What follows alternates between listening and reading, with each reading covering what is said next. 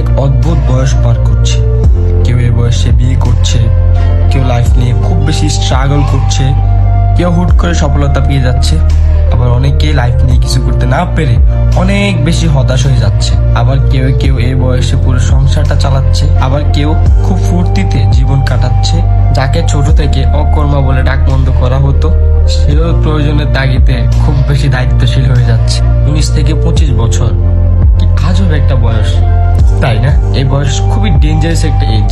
আপনি চাইলে এই বয়সে আপনার জীবনটাকে সুন্দরভাবে গুছাইতে পারেন, আবার আপনি চাইলে এই 19 থেকে 25 বছরের ভিতরে আপনি আপনার জীবনটাকে ধ্বংস করে দিতে পারেন।